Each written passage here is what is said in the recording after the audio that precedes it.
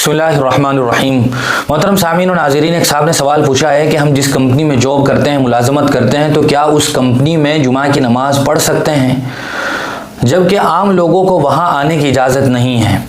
یہ سوال اس لیے پیدا ہو رہا ہے چونکہ جمعہ کی جو شرائط ہیں کہ جہاں جمعہ کی نماز ہو سکتی ہے، ان شرطوں میں ایک اہم شرط یہ بھی ہے کہ وہاں اذن عام ہو، یعنی سب لوگوں کو آنے کی اجازت ہو۔ تو ان کا سوال یہ ہے کہ جب کمپنی میں باہر سے لوگوں کو آنے کی اجازت نہیں، جو آؤٹ سائڈرز ہیں، تو کیا کمپنی کے اندر ہم نے جو جگہ نماز کے لیے مخصوص کر رکھی ہے، اس جگہ ہم جمعہ کی نماز اگر پڑھیں تو کیا جمعہ کی نماز ہو جائے گی؟ اس کا جواب یہ ہے کہ جی ہاں، اگر وہ کمپنی شہر کے اندر ہے یا شہر سے ملحقہ جگہ میں ہے، یعنی شہر ہی کے حدود میں آتی ہے وہ کمپنی،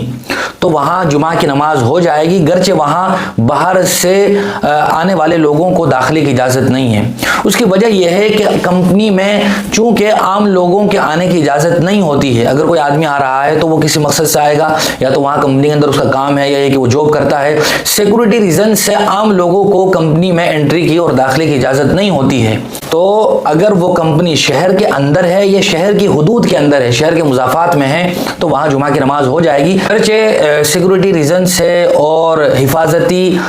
نقطہ نظر سے عام لوگوں کو آنے کی اجازت نہیں ہے۔ لیکن یہ یاد رکھنا چاہیے کہ جمعہ کی نماز کے صحیح ہونے کے لیے ضروری ہے کہ امام کے علاوہ کم از کم 3 بالغ مقتدی ہوں،